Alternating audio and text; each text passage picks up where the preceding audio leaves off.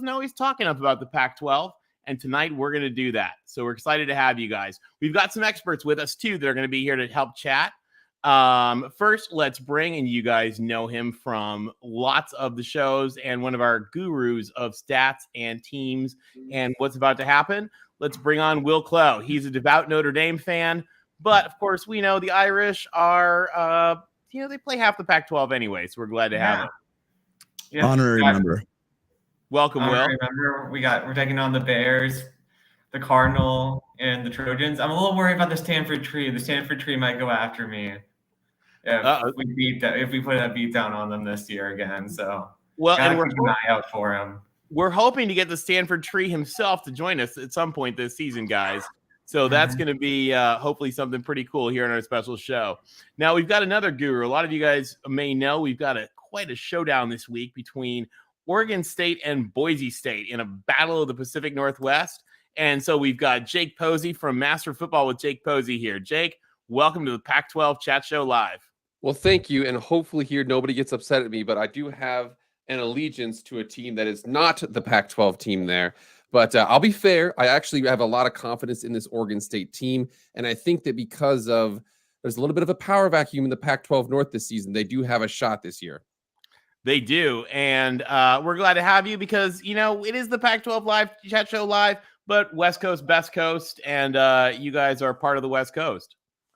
I say that as I sit in South Florida. And also joining us, we've got Ben from Exploring Ben and Sam, who's an Oregon guru, and we all know the game of the week this week is going to be Oregon versus Georgia. So we're going to be talking a little bit more about that. So why don't we get started real quick, and let's think what is our first game on the agenda, and that is going to be, are we ready? Drum roll. In just a minute, let's talk about Arizona State and Northern Arizona. Are you guys ready for that? Are we ready for this crazy, exciting game of Arizona State, Northern Arizona? Folks, what is going to happen? Tell us. Let's start with you, Will. I smell an upset here, man. Northern Arizona, they have the number on the Big State schools. They took down the Wildcats this year, and I feel like the Sun Devils are up next. And Herm Edwards' hot seat, it's going to heat up. Yeah, this is the dumpster fire bowl because remember, Northern Arizona beat Arizona last year, and Arizona State has been nothing but get worse over this last offseason. The one promising thing for them is that the NCAA is pretty much getting rid of penalties. So it looks like they're somehow going to be spared the whooping that was coming. Anybody else? What do we think? Northern Arizona, can they take them? Well, Arizona State's bringing in a new quarterback in Emory Jones, very athletic from Florida. They obviously lost Jaden Daniels. I think it's a net negative.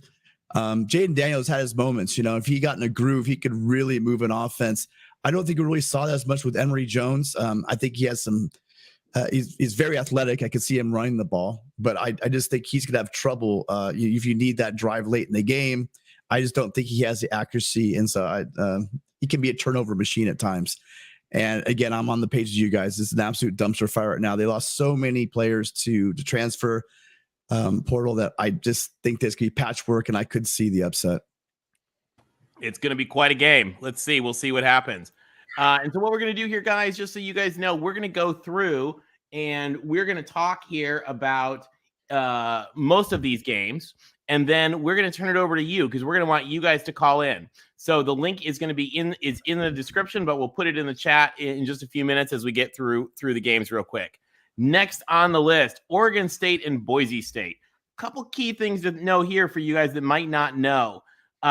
First of all, Oregon State's got a new president. She's actually was the engineering dean at UCLA. So both of the Oregon schools have been presidentless in the last few weeks, and this really has a lot of realignment impact.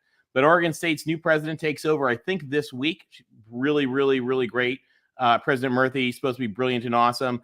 And Jonathan Smith, who's their coach, was probably the most successful quarterback or the second most successful quarterback in Oregon State history. He has returned and has led his alma mater from being its own dumpster fire to really being something pretty great. And the stadium is under a big renovation, so it's going to be a lot smaller this year, which is going to be kind of interesting. But Benny the Beaver is going to be there with his chainsaw. And Jake, what is going to happen in this game? So this game sets out because there's a couple teams here. One is looking to rebound from an how do I say this? Not up to snuff 7-5 season for Boise State football. That is not acceptable. You don't go out there to the Mountain West and go 7-5 and have it be acceptable.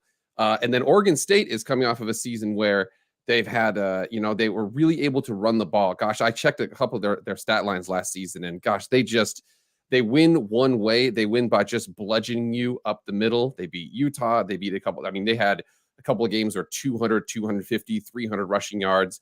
That's what they do. And I will say, to make sure I give credit where credit is due, in this game, the Oregon State has a couple of players. Let me see if I can pull up their list of them players right here, because they have a couple offensive linemen who are ginormous. They're really going to be helping them out in terms of establishing that run game. I also think that there's a couple of running backs they have that are pretty decent. I'm really interested in Damian Martinez, the new freshman they got. He looks like he's about 6 feet, 225, really, really big and strong, good running back. However, they are playing against a Boise State team last year. Boise State's defense allowed 13 passing touchdowns on the season total. So again, Chance Nolan, the quarterback for Oregon State, if he's able to, he can run a little bit, which is a good thing for him. But Boise State, again, I think the most important thing to watch in this game is the offensive line for Boise State and the defensive line for Oregon State. If Boise State, who was not able to run the ball very much at all last year, if they're able to run the ball, you're going to have to, they're going to be a lot more successful than they usually were. They got out to a bunch of big leads and they squandered all of them. They played UCF, got out to a 21-0 lead, squandered that. Oklahoma State got out to a 20-0 lead, squandered that. They weren't able to establish the line of scrimmage. Oregon State can do that pretty well. And like I said before this season, or at the beginning of this broadcast here, that Oregon State, again, Oregon, new coach, still plenty of talent. Don't get me wrong, my friends. Oregon still got plenty of talent out there. But Washington, new head coach. Stanford and Cal, I think they're still trying to play football out there. And then Washington State actually has a new transfer out there, too, at quarterback.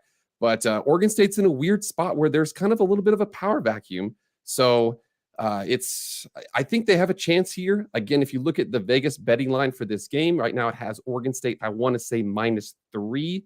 And then the ESPN FBI Power Index it's like Boise State 50.1 and Oregon State 49.9. So I think that ESPN got this right over Vegas. I mean, it's not like the people in Vegas have money riding on the game. But if I had to predict what happens in this game, Damian Martinez, I'm telling you, he's the one player for Oregon State that I want to watch out for. He looks like he's pretty good. They got a big offensive line. They've got him. So if I had to say, though, a lot of seniors for Boise State visiting out there. The stadium is going to be a little bit smaller. Crowd noise might not be as much of a situation. I will say I'm gonna roll the dice, man. Boise State, they're gonna pull out the victory. I don't know how, man, but I think they're gonna do it. All right. And we've got TBM here. Do we have Connor here? Is Connor able to call in? Connor, if not, we can get you a little bit later. We'll come back to you. We got TBM. Let's go and let's keep rolling here, guys, because let's see what is our game. We're going from Oregon State to Washington versus Kent State. Now, the Dogs have had a rough time, but there is a new leader in town. Kalen DeBoer is a coach who's done nothing but win anywhere that he's been. And so as a result, he is going to try to be the new Dog father. And I don't know, guys, can he do it? How does it start with Kent State? Do we have a new era in Montlake? Yeah, absolutely. You have DeVore he's done great things. In Washington, the one thing that kept them back last year was an offense. That was the key thing. Their defense was good. It was their offense that just was absolute garbage. I'm expecting a big step forward. The first year, though, he's got to get in recruiting classes, but he's going to do good. He will do good, but it'll take a year or two. But Kent State, that should be no concern for Washington this year. We are going to see. It is going to be an interesting game. So let's take a look what I got next. Now we have a showdown. Before you start on another one, I just want to say a shout out back to Pigskin Pete, who has the best ACC show on the planet. It looks like a lot of his disciples decided to come over and give us a tip. Thank you to Pigskin Pete, and thank you to all you guys decided to come join us for a few minutes. Really appreciate it. Thank you, Nature Boy. We're really glad to have you guys. We love Pigskin Pete. He's absolutely awesome, and love playing trivia with him and Traveling Fools on Saturday nights. So he's great. Taking a look here, we got Cal versus UC Davis. All right, guys, this is the battle of the northern schools. I don't know if you guys know this. UC Davis was actually originally called the University Farm for Cal School of Agriculture, and Cal's pretty terrible, and Davis is not a bad team in FCS. What do we think is going to happen? What do you think, Will? I mean, I feel like Justin Wilcox, he's not going to let his team lose to an FCS team. I don't know. I'm leaning Golden Bears here, but I don't know, man. The Aggie Pack, if they come out and they come out swinging, I think UC Davis could pull it off. UC Davis could pull it off. Well, we're going to see. Justin Wilcox, by the way, interestingly, turned down that job at Oregon to stay at Cal. So let's see what happens. All right, now, real quick. And then, like I said, we're moving here real quick, guys, and then we want you guys to call in. We'll put the link is actually already there in the chat. It's also in the description, so we'll want to hear what you guys have to say. But the USC Trojans launched the Lincoln Riley era against Rice. Number 14 UCLA or USC. Oh my God, I can't believe I said that. Number 14 USC takes on the challenge. Don't lose to food. What do we think, guys? I don't think they're losing to food. I think Caleb Williams is set for a big game. Oh, sorry. Yeah, I think this is. Go ahead. I was gonna say I think this is a perfect opportunity for, and again, Lincoln Riley out there first game. He's probably gonna want to set a tone, and I actually think that whatever the line is or whatever the over is, take the over on this game because I bet he's gonna want to put up some points in this game. Yeah, Rice is absolute garbage. So this should not be even questionable, to be honest. I think it's going to be a little closer than people think because what I think we're going to do is not show anything and get a lot of people some playing time and hopefully get some time for Miller Moss, who's a great quarterback and a really great guy, to get some playing time as well. So hopefully this is the good warm-up that the Trojans need. Now, one other interesting thing, we want to send from our Pac-12 Chat Show Live, a special outreach to all of the former Trojans everywhere that are doing good things. Some of them have moved on from football. Some of them are still there, but there are USC quarterbacks everywhere. And we send our love to JT Daniels and to Jackson Dart and to Keaton Slovis, particularly, who are going to be fighting on. And if anybody needs a great quarterback in the transfer portal, Sears is still there. So Jack Sears, baby. Jack Sears. I'm loving the family brawl and the backyard brawl. I'm loving just seeing the family. There's a little fight in the family. The family reunion might not be so fun after this backyard brawl. That's what we heard. Exactly. So it's the backyard brawl is a former Trojan scrimmage. So we'll see. And by the way, just a little note for everybody talking. Narduzzi seems to talk a lot because we took one player from Pitt, but he's taken 3 Trojan quarterbacks. You can count them 1, 2, 3, who between them have 14 stars as recruits. So, not too shabby. Somebody to call up Narduzzi and ask why he's tampering. Because I think we have the evidence we need. He did pick them up out of the rummage sale, though. Whereas we might have taken a receiver from the Louvre. Now, we've got the battle of the University of California rejects. Carl Durrell, who bombed at UCLA, versus our good friend Sonny Dykes, who bombed at Cal and is now replacing the legendary Gary Patterson. So, guys, this could be another dumpster fire bowl. Tell us, what do we think? Colorado, TCU, washed up Cal versus washed up UCLA. I don't even need to talk about this. Give me TCU all day long. Sorry, Colorado. Colorado's offense was pretty brutal last year. They're bringing in Mike Sanford, who bombed at Notre Dame as the offensive coordinator. That defense is losing a ton from last year, and that was the only reason they won 4 games. Give me the Frogs. So yeah, we got it's Brendan Rice, interesting probably that their best receiver. He came over from Colorado off of already horrible offense. On Twitter, they were coming after him, saying he went for the bag. And basically, why would he on earth stay at that offense for Colorado last year? Actually, for the past 2 years, has been almost non-existent. And so their team they're getting out of there pretty fast. I think TCU wins this one because I don't think Colorado will be able to score anything.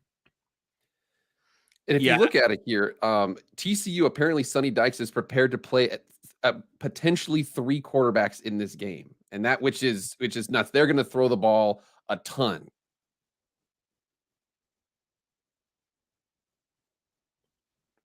It's going to be interesting. Oh, sorry, go ahead. Oh, no, yeah, no, I'm saying exactly. You got Sonny Dykes. He knows offense. Colorado have no belief in them at all. So I don't see why Colorado would even have a chance in this game, to be honest. Unfortunately. Sorry, Ralphie. Yeah, Ralphie deserves better. I love the Buffs. I love everything about the university. I think it's an amazing place with amazing people, but that is not going to be a good football team this year. This is exactly LW, an epic battle of dumpsters. All right, now we're moving on. TBM, talk to us. We've got UCLA, newest member to be of the Big Ten, versus that great powerhouse, which actually is an awesome school that I've been to probably 10 times for conferences, Bowling Green. TBM, what happened? I'll say this. It's a good thing that we have a very easy non-conference schedule this year because not so fun fact for UCLA fans is the fact that the win in the opening week against Hawaii last year was the first non-conference win for Chip Kelly in his entire tenure there. Granted, part of that is playing, Cincinnati and Oklahoma twice, a young Cincinnati team that kind of grew up when we were also young and turned out to be pretty good. So it doesn't look as bad as it felt at the time. But he's had a kind of sort of reputation of also sort of using the non-conference as like a little bit of a experiment laboratory type thing. So I think this might actually be a little bit closer than people think. It's like 26 or 27 points on the spread, but yeah, I could see something weird where, it's really like, for some reason, it's only like a 7-point or a 10-point game at halftime. And people are wondering like, what the hell's wrong with UCLA? And then, it expands out over like the third or fourth quarter and doesn't become that big of a deal. But, on that laboratory point real quick, we have 2 tight ends that just switched to running back and changed to running back numbers, but are still practicing with the tight ends, and another former quarterback from UW who was a wide receiver named Colson, or was a wide receiver for us named Colson Yankoff, who is also switching to running back. So I have no idea what he's going to come out and do, like just, being a little chemist and doing with the lab in terms of against a team he thinks he should beat. Plus, it's going to be a frigid 105 degrees. So I don't know how long we're going to keep people out there if we don't need to. So I think it might be a little bit closer than people. And what's the over under on attendance? 22,000 seats. 5,000, 15,000 butts in seats. The same as the temperature, 105 degrees. Oh, and I think we had somebody. People. Joe was with us and disappeared. Sorry, Joe. If you want to call back in, certainly be glad to have you. Yeah, I think this is going to be an interesting one. I'll tell you, I've been to Bowling Green a ton of times, and it is really a great school with a lot of great people. But UCLA is just going to be, I think, too good for them. All right, let's move on. The game of the week for the Pac-12. How about the Ducks and the Dogs? And not the dogs they usually have, but tell us, Ben, just because these are the Dogs, the DAWGS, do we hate them as much as the Huskies up north? No, the Huskies suck the most. That's for sure. There's no question there. This is going to be a very interesting game because one, of course, Lanning comes from Georgia, the DC, but Georgia just reloads on talent. They had 15 guys drafted this last year. That's insane. Oregon brings back a lot of people, but we lose a lot of our secondary. So we have a lot of youth and unproven talent. Wide receivers are big and lanky, but a whole new staff. And it's going to be really interesting, especially on the road. I mean, it's not a neutral site game. Don't give me that. Not even close. Don't even try to tell me that. It's a home game for Georgia. So I'm expecting like 80-20, Georgia fans. Now, I believe Ty Guy and I are the only two people who believe in the glory of Bo Nix. And so you know what? We are bringing him on right now to talk to us about this game. Ladies and gentlemen, welcome Jeff, the Tide Guy, who I hope you are all subscribed to his channel.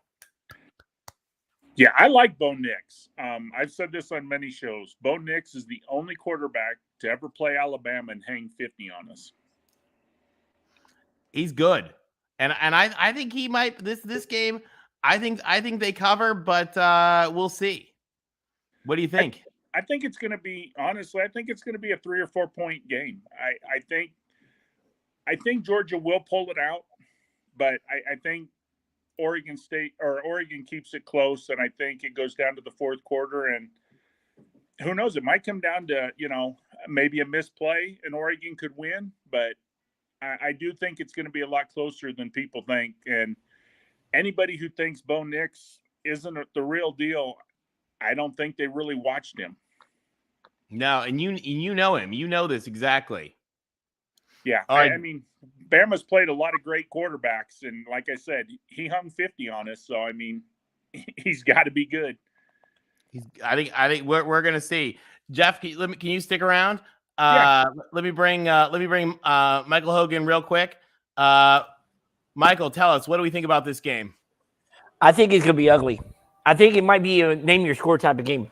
But I got 2 questions for you guys in reference to Michael Penix for Washington and Jack Plummer at Cal. How do you think they can do the system this year, or is it going to be a long season for both of them? And if Penix can stay healthy also. Whether he can stay healthy, roll the dice. I'll tell you, the thing about Washington is, they've lost people to transfer. They brought some people in. I thought they were going to bring Jake Haener in. I thought that was going to be the right answer for them, and he decided not to. I worship the ground of Jake Haener. Everything would tell me that UW would stink, but the thing about Kalen DeBoer is he has, again, done nothing but win. And Jen Cohen's butt is on the line, and I think she's awesome. But Washington has just been abysmal in football and basketball and baseball. And I think the heat is not just on the coaching role. The heat is up in the senior administration as well to get that team back in gear. If they can beat the Spartans or the Bruins, I think it'll be a successful season for Kalen DeBoer. Those are 2 winnable games against teams that have higher expectations than they do. So that's what I think. All right, and my other question is, what do you think Jack Plummer being that hold on, real quick. Sorry. But before we get to Jack Plummer, now we have another Pacific Northwesterner who is not tied to Oregon, who hates the dogs. Jake, what do you think about UW? So UW lost to the mighty Montana Grizzlies last year. My brother is an alum of the Montana Grizzlies, the amazing school there. So it's a transition. I've been up there, and you have to remember this team within a 10-year period, they were in the playoff and they lost every single game. So they have to really decide what they want to be as a program. Now, again, they are a really top flight university. But again, that Pac-12 there, I don't know, man. I mean, I thought that Haener was going to go there too. I actually kind of wanted Haener to go there so that Fresno State would be a little bit easier of a matchup. He's so good. And the worst part about Jake Haener is that not only is he so good, but you guys watch interviews with him. Dude is just an awesome guy, like from a really cool family. His mother's a famous journalist. His dad's a surgeon or something. I mean, just like the ultimate great guy. And I think he beat UCLA on what, like 1 leg and 1 kidney or something. Yeah, you could tell that you have to hate, and whenever you say something bad about him, and you have to say a football player. It's kind of like Tim Tebow. You say, I don't like him as a football player. Yes, he's probably right-handed, even though he throws with his left. That's Tim Tebow talk. We'll get on that later. We're talking about Washington right now. And for Washington, man, I think if they really prioritize it, DeBoer, like you said, he has won everywhere he's been. And I think that he can turn that thing around. But again, for a season over there, just It's gonna be the tough. first thing you got to do that first season is you almost just take the record and throw it out and just be like, we got to reset. We got to reset. We've got to absolutely just establish a culture. To all the people out here talking, they're like, what the heck does that even mean? It means you literally have to change how you practice, how you prepare, how you do every single little thing. And then year 2, 3, and 4, you build off of that. So am I expecting big things out of them this first season? No, but he's won everywhere. He's at UW. They do have good facilities. It's a great brand. They can win. That's right. All right. And Michael, you had a second question about the Cal Bears. Yeah, Jack Plummer, who transferred from Purdue. How do you think he can do in their offense, or is it going to be another bad year for Cal? Everybody believes in Justin Wilcox. I don't know. I think it's going to be brutal. What do you guys think? Could be another bad season for the Bears. I think they go bowling, but it's not because of their offense. Yeah, but it's bowling. It's like the Emerald Nut Weed Eater Bowl. They've had decent QBs, but it's just that offense just can't get it together. So they were 5-7 last year, but in 5 of those 7 losses, they were by less than a touchdown. So it's not like they're getting blown out by people, and I think they're a little unlucky. I don't think they're gonna all of a sudden spring off and win 8 or 10 games, but that's a better program and a better coach than people think, despite the offensive problems that they have. However, they are so mucky. I'll tell you one thing about Cal. Cal is the most esteemed school of the sciences probably in the world. There are multiple, 10 elements on the periodic table are from Berkeley, including berkelium and californium. Yet, they have 110 Nobel Prizes, mostly in the sciences. Yet, who was the school that had the biggest COVID problems last year? That was Cal. Yeah. So, hey, Tim, I hope you're feeling better, by the way, sir. I am feeling better, but I don't know. I think ASU might have given you a run since they were doing the international testing or the national testing for all the COVID around the country. That's by true. bringing in all those guys during the, I don't know. I would have thought the dumpster fire would have purified the COVID, though. Like the heat of the dumpster fire might have burned up the germs. Speaking of dumpster fire, I'm sorry. Go ahead. Arizona State, Colorado, TCU. How would you rank those 3 teams as the dumpster fires? Oh, Arizona State's the dumpster fire. All right. Everyone agree? Hey, Michael, Tony. Thank you so much for coming on. Man. Appreciate it. All right. Talk to you in a bit. We've got Joe Ryan coming to join us now. Joe, welcome. Hey, what's up, guys? Hey, we're glad to have you. Tell us, what do you think? What's going to happen here in our Pac-12 week 1? I don't think Oregon and Bo Nix are going to handle Georgia very well. And I could even see an upset for Florida beating Utah. So as far as the 2 marquee matchups of week 1, that's what I think. Those are going to be some good ones. So you're not a Bo Nix believer. Joe, tell us, who do you cheer for normally? Well, I'm from Seattle, so by default I cheer for UW. But nice. Yeah. So, but in general, I want the Pac-12 to beat these out of conference teams, but it seems like we struggle with them. We do. It's going to be a good one. I used to date a Husky who even the towels were all purple. So, and I'm pretty convinced I want Dubs as a pet. I'm sort of in love with this dog. So we got to give some love to the Huskies. We're hoping you guys do well. What do you think about Kent State? They're not bad. Yeah, I don't know much about them this year, but I know they're not a terrible program. So I'm really hoping we actually win. I think we lost to Montana last year, and it's pretty embarrassing. So trying to avoid that this year. Hey, don't talk bad on my Montana Grizzlies, okay? My brother graduated from there, all right? I don't appreciate the slander, okay? and speaking of Montana slander, did you guys see what Montana and the Big Sky said to UW on Twitter? No. What'd they say? Oh, absolutely brilliant Twitter. During the recent USC UCLA mess, somebody put on Twitter something to the effect of haha, Washington to the Big Sky. And the actual Big Sky account responded with something to the effect of, after that loss to the Grizz, now we're good. So it was pretty funny. Joe, what else? What else? Tell us more about your dogs. What's the report down from Seattle? Pennick's going to be able to do it? I mean, we're going to be okay. It's not like I'm expecting anything crazy this year. I hope Pennick stays healthy. I think he's a big upgrade from Morris. But I think Sam Heward is the future quarterback of that program. He's just young and raw right now. So he's got the last name for that program, that's for sure. Are you definitely expecting a bowl bid, Joe? You said, am I expecting one? Mm-hmm. Yeah. I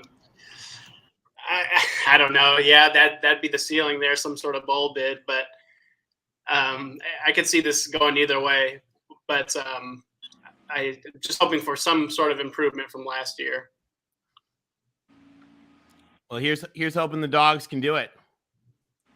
Well, thank you, Joe, for coming on. We really appreciate it. We're glad to have you. Yeah, no problem. Thanks, guys. And we hope you'll join us next week too, because we're gonna have some games to talk about, which is gonna be kind of nice. It'll be more fun. Yeah, exactly. So yeah, I'll be there. All right. Thanks. We'll talk to you soon. All right. Let me bring on what's our next game here, guys?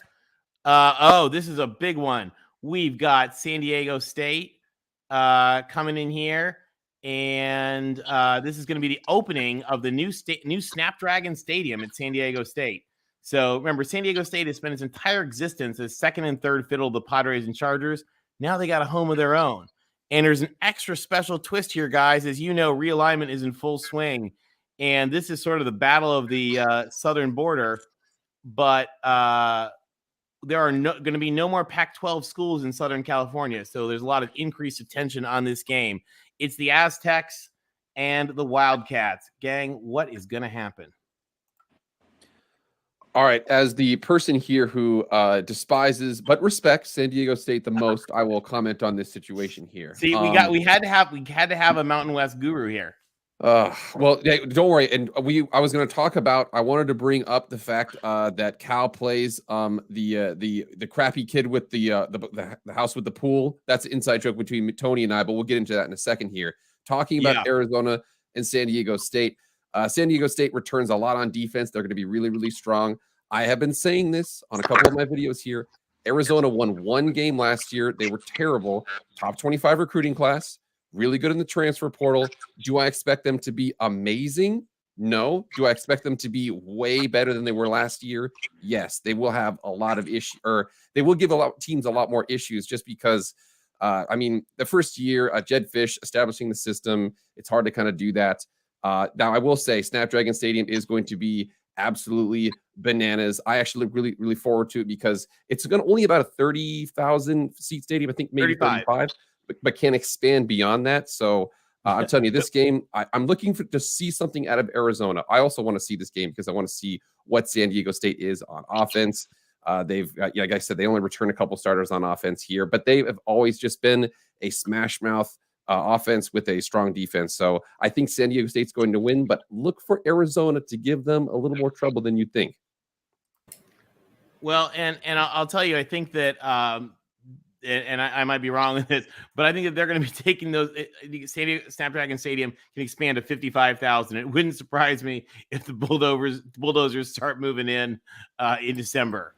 The paint may not be dry before they're adding the seats on with how they're moving seat tickets and everything else. Yeah, last year this team played in LA at a soccer stadium, so they had to go 70 miles for a home game. So it was all over the place. You know, they played. I forgot which the stadium it was. It was, and they were good. They played at the Dignity Health Park or whatever it's called now, something like that. And this team heading into the Mountain West Championship was 11-1. COVID wiped out the whole roster. And then they weren't able to win that game against a team they probably could have beaten in Utah State. So it was a really, really drag for them.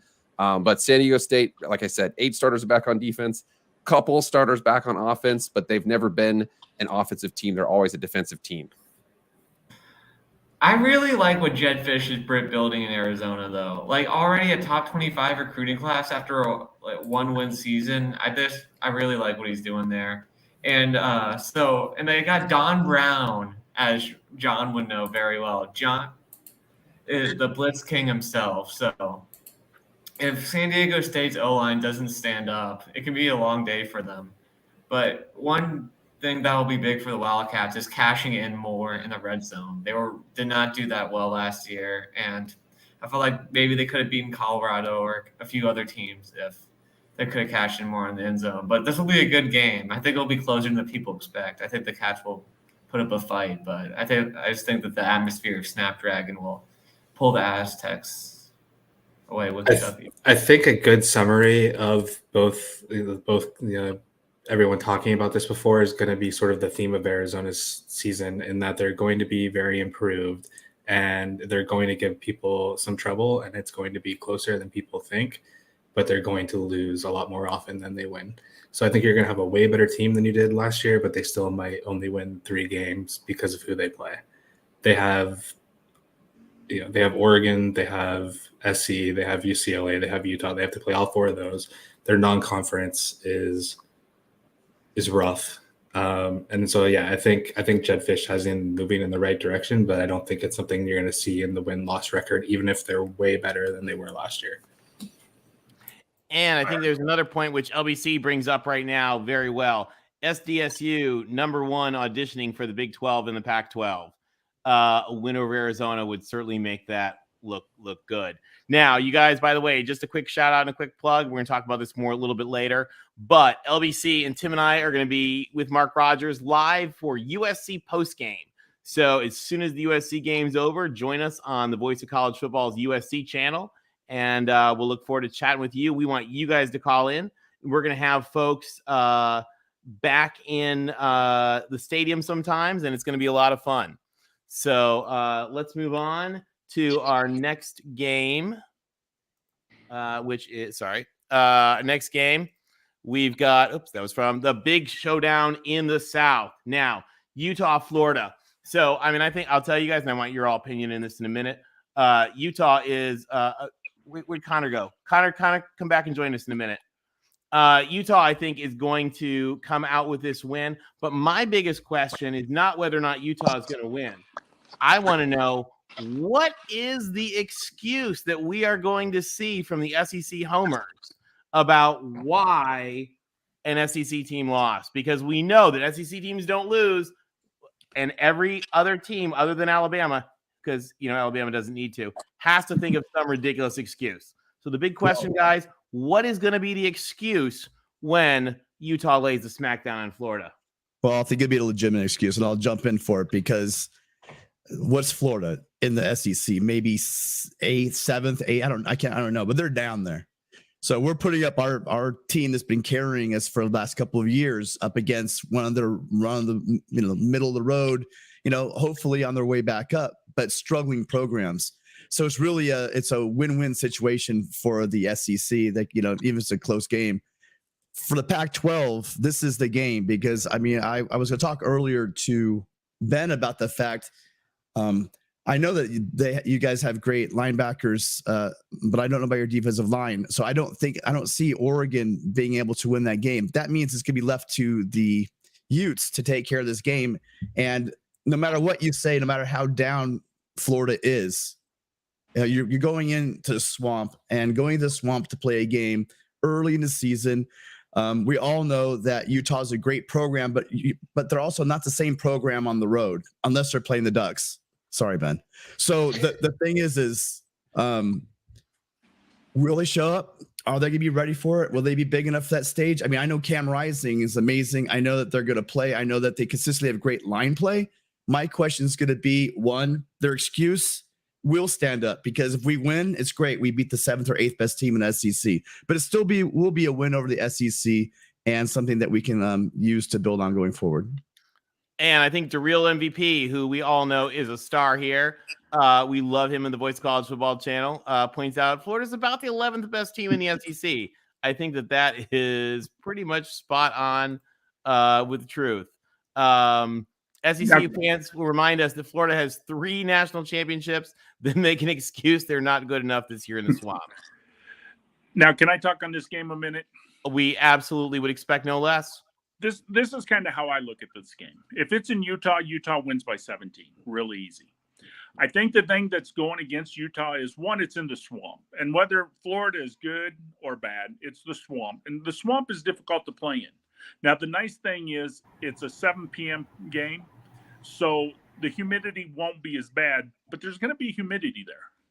Now, I don't think Florida is going to beat Utah by any imagination, but I think Florida keeps it close. I think it's going to be a fourth quarter game. And I think most of it is, Florida has a new coach. I like Billy Napier. I think he's going to do good things there.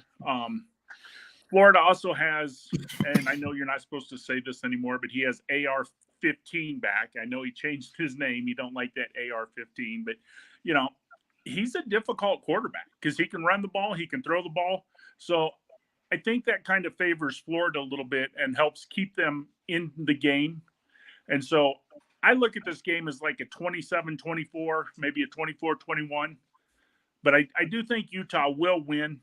But like I said, if it was in Utah, I could see a 14, 17-point win pretty easy. Now, Georgia Southern did not have much trouble in the swamp. I will say that. Georgia Southern did not have much trouble when they went to the swamp. One storyline that I love about this game is Mohamed Diabate, the new linebacker that Utah has, transferred from Florida. Florida didn't think he was good enough for this program, and he's going to come back to the swamp and have a big game for the Utes. I'm expecting about a 10-point win for the Utes, although I do think that the heat may play a factor. Hey, we want to say thanks to Sergeant Pickles for that super chat. We really appreciate it. Sergeant Pickles, call in. We want to chat with you about your dogs. So we had, Joe gave us some input, but we'd love to hear from you as well. Yeah, the heat will play a factor, but with like Georgia is humid too. I lived in Georgia. It is humid, but that was also damn cold. But here's the other thing. As folks have pointed out, do you know where athletes go for like extreme training to be ready for, get their lungs to be bigger and really just improve their bodies? Yeah, they go to Colorado and Utah. So all this like, oh my God, Florida can't, this is going to be so hot for Utah. Guess what? These guys are used to training in the mountains. They'll be just fine. And I think they lay down the smack. Now, I think Anthony Richardson will definitely make some mistakes, and I think that'll be the thing for Florida because he was a great athlete, just not a great decision maker. So I think I'll go with 2 picks. That is, I think, probably about what we're going to see. Now, next on the agenda, rule number 1 is don't lose to food. Rule number 2 is don't lose to toothpaste. What is going to happen here when we see Stanford and that mighty power that is Colgate? It's going to be tough for Stanford. I don't know. It's going to be tough for Stanford. We'll see. Yeah, I don't know if Colgate. I don't think Colgate gives out scholarships, so I'm expecting Tanner McKee will throw for about 300 yards. I think he'll have a big game. Yeah, I think Stanford. Sorry, go ahead, Tony. I was going to say, I think so, Will. What do we think about Tanner McKee for the rest of the season? I feel like whenever he faces the pass rush, I feel like he'll struggle. And I don't know if the Cardinals can bounce back after the last year's disappointment. Here's a hot take for you, Tony. Stanford wins, and it's the only game they win all year. Oh, that is coming from a Bruin. Now, some of you guys may not know, but I'll tell you one interesting little piece of history here. And that is that when the Pac-12 was formed, Stanford and UCLA would not speak to each other for like the first decade of the conference. And in fact, for Stanford to even join the Pac-12, the rule was that UCLA didn't get a vote. So the president of the University of California had to do all the voting. He got 1 vote for both schools. So there is actually no love lost between Stanford and UCLA. And I think TBM has laid down the gauntlet right here. We'll see if that happens. And we'll also see, by the way, you guys, if we can get the Stanford tree to join us. He's sort of the king of Twitter. That's him in the center right there. Let's try to have him join us here on the show. All right, another game, an old school game. You guys may not realize this, but there is some Pacific Coast history going on here. And that is that old PCC rivals, Washington State and Idaho, a lot of you guys might not know this, are actually both right on the border. They're only 10 minutes apart. And so this is actually a very, very, very historic rivalry. And it's being renewed, which is, they don't always play, which is kind of cool. Just so you guys know, be a little careful when you travel to Washington State. They're not used to the big planes out there in the country. USC's plane tipped over because they unloaded it wrong. So Washington State also, and this is big for conference realignment, folks, has a new president or new chancellor responsible for the campus. And she is really fantastic. They also have a new coach, Jake Dickert, who took over when Nick Rolovich was unceremoniously fired for violating the law last year, which is great. And he did some really, really good things in a tough situation. Guys, we got the Cougs and the Vandals. What's going to happen? Expect a lot of air raid RPO from the Cougs. I think they'll win this game pretty easily. Tony, I think that's a good prediction right there. The Cougs will roll. I mean, they got Cameron Ward coming in. They brought in the new OC. They're going to roll. Yeah, I agree. Right, The incarnate word combo is gonna rock the Pacific Northwest. I think they're gonna move the ball a lot. You're gonna see a lot of him on Sports Center. I think it's gonna be some really amazing slinging the ball all over the place. Poor Vandals won't have a chance in this one. I think that there's gonna be a lot of defensive coordinators throughout the Pac-12 just shaking their head when this kid gets into the league. All right, let me add on. We've got joining us now Connor Johnson. Connor is one of our favorite and best folks here from Oregon State. Connor, talk to us about the Beavs. What is going to go down this week? Let's go Beavs. First off, shout out Mighty Beav. I think there was one other Beaver in the comments too. So we're growing by the day. Boise State. I've gone back and forth. I've both been really confident that we win by like 3 scores, and then I've been a little I don't know. I like Andy Avalos. It's their defense versus our offense. I know they have Hank Bachmeier, who's great, but our defense talk is might actually be the better group between the defense and the offense this year, or at least it's closer than it's been. Because our defense has slowly taken steps on the defensive front. Trent Bray moved from linebacker coach to take over. And when he took over after last year, the guys were just playing way more free. Tim Tibesar, who was our old DC, was also at Wisconsin at one time, threw a lot at the guys. And so it was a lot of overthinking plays. And now Trent Bray is just letting them run free. We also have an edge rusher from Florida who's been in the program a year, but he sat last year. Andrew Chatfield, who's a former 4-star. So there's a pass rusher that could be elite. He actually had a sack against Bama in the SEC championship game in 2020. He posted some good numbers for Florida. So that's an elite guy right there on defense. And then best secondary, arguably, in the Pac-12. I think we have 6 guys that could start. But we're narrowing it down to 4.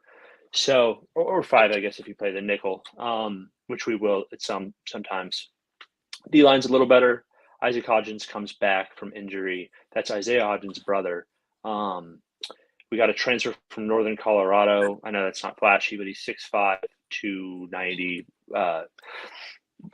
Dude who actually pushed for playing time. He made the 2 deep, and that was pretty surprising around Corvallis because the D-line finally is stacked where there's more than like 3 reliable guys. So defense feeling good. Offense, the key there I think is if you look at Jake Luton's second year under Smith and the leap he took, and now he's playing in the league. So if Chance Nolan can make, I mean, he doesn't have as good of an arm, but if he can make a leap from 1 to 2, I think I posted this earlier. I think Jonathan Smith is probably the second best offensive mind, especially quarterbacks on the West Coast outside of Lincoln Riley. He's great. Yeah, and he runs this program like a CEO. He just lets everybody do their thing. Jim Mihalchek, our offensive line coach, we made him our associate head coach and gave him more money because the O-lines that we're producing, Jim Moore Award finalists, we're talking low 3-star guys, like 82, 85. Real quick, we want to give a thanks to our favorite friend here, Jimmy Touchdown, pointing out that we're getting to talk here a little bit about Oregon State and Boise State instead of focusing on those directional JUCOs like USC. I love it. I'll wrap it up here. I know I'm going long.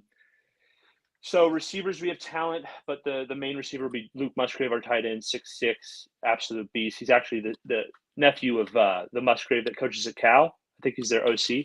And then running backs, I know the Boise fan said Damian Martinez, but he actually is third on our depth chart right now. We have returning to Sean Fenwick, Trey Lowe, transfer from Washington, transfer from South Carolina, and then we have another transfer from Georgia Tech that I personally think will have the most yards by the end of the year. Jam Griffin, who has the best vision out of all of them.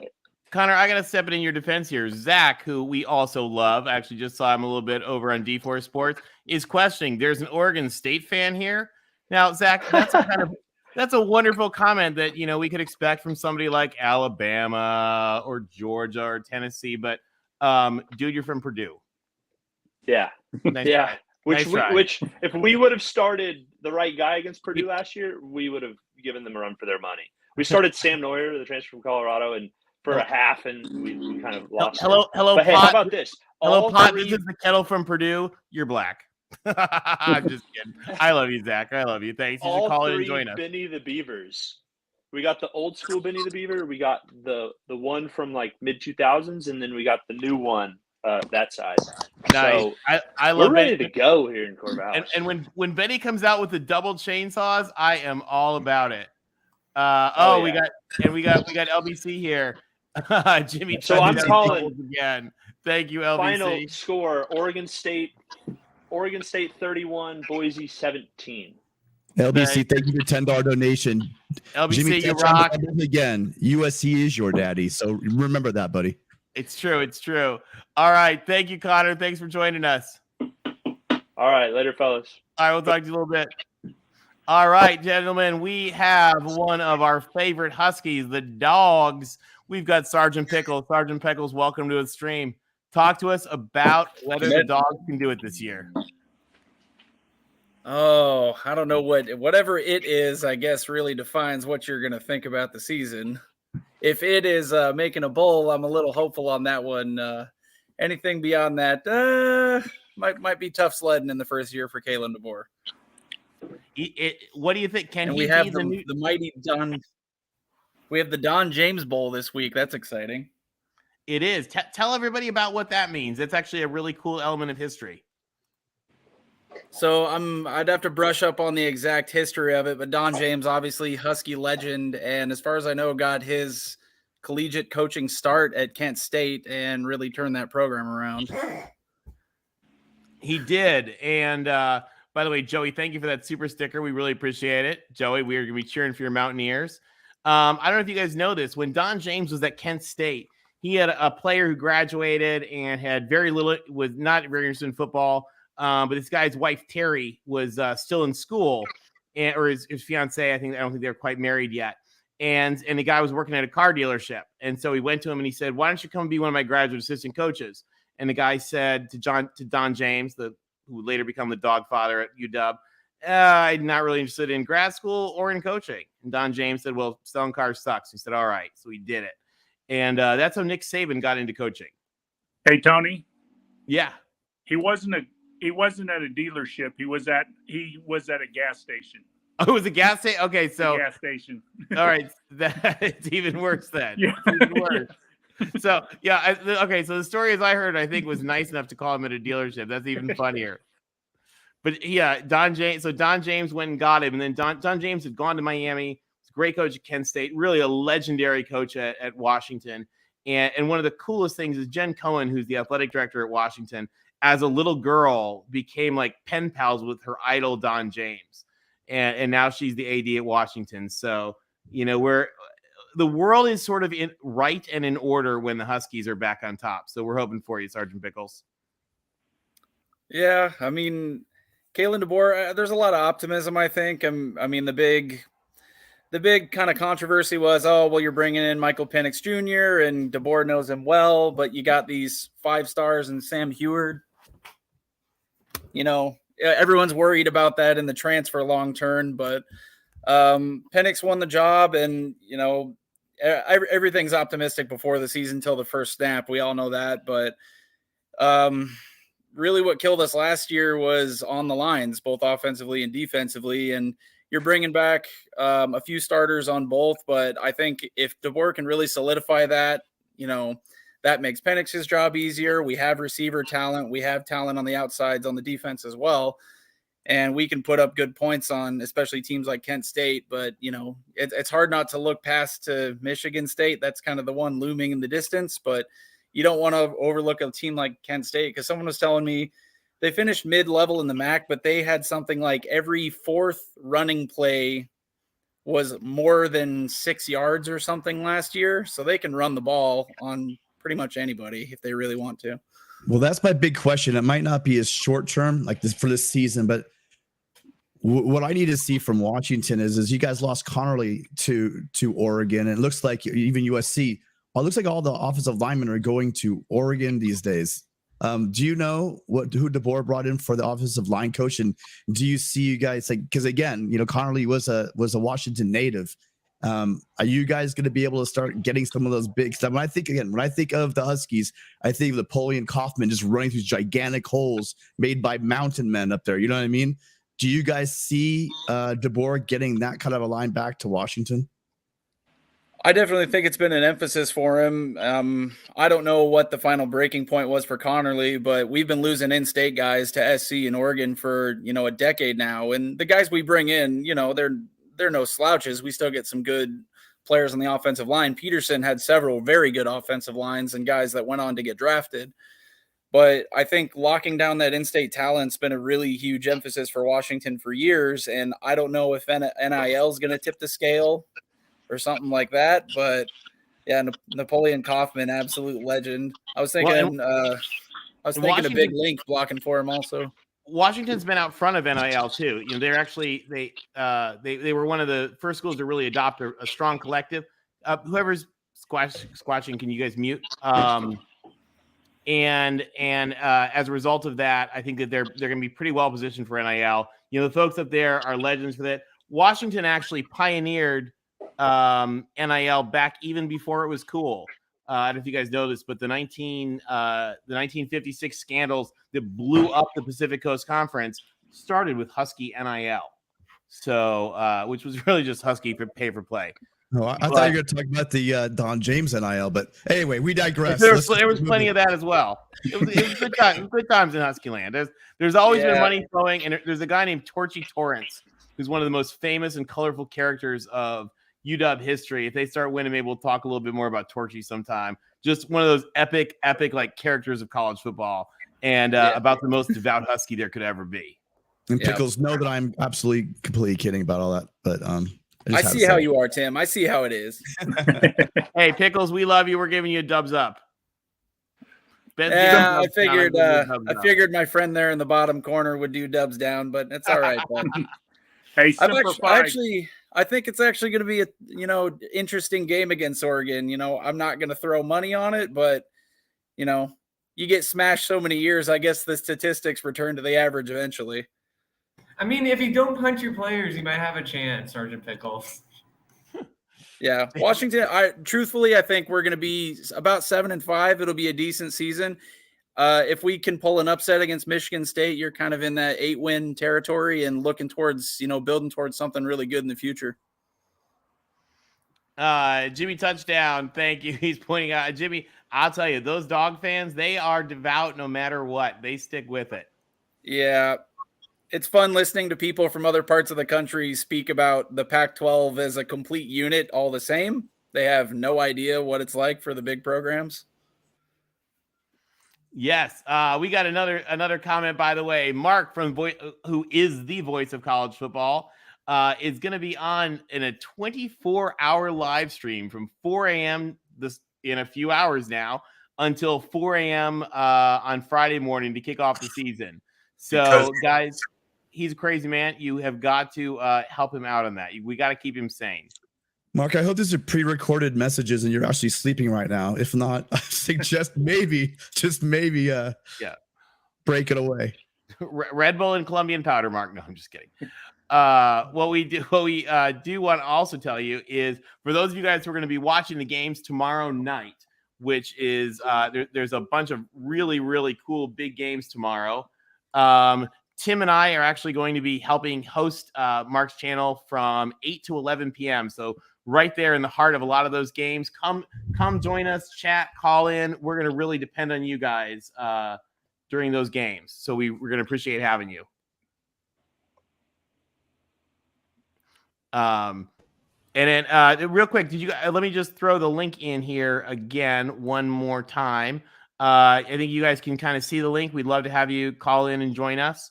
Let me just post it again real quick.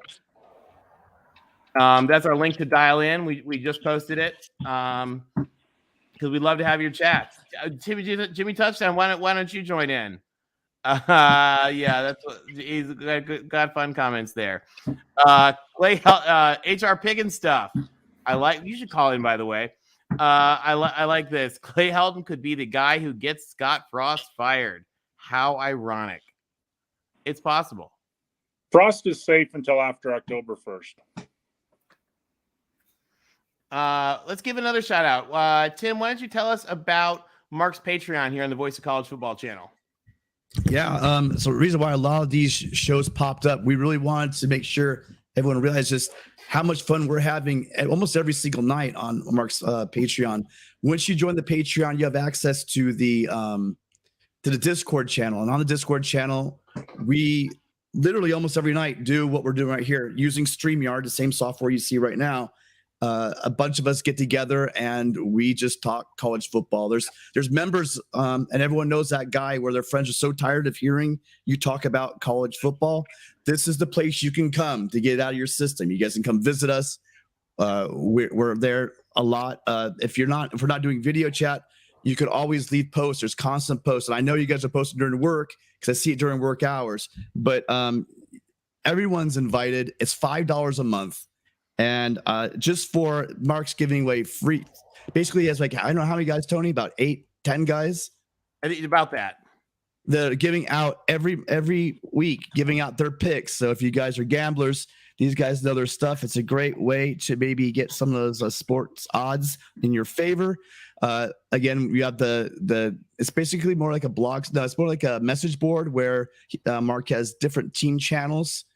You name it, he pretty much has it. And if we get enough of you guys in there that's not there, we will create one for you. But again, the biggest benefit is we do watch parties as well, where we're going to be watching a review of a game. Maybe real quick, Alex, if you're back, if you want to dial back up, sorry, we're just switching over. We'll join you real quick. Alex, sorry, we lost you for a minute there. But yeah, definitely guys, check out check out Mark's Patreon because it's really it's a fun community and we'd love to have you guys. You really really get a lot of really great folks. And like I said, we'll be here for another few minutes. Oh, there we go. Alex, we need some Cal Bears. Alex, talk to us about your Bears.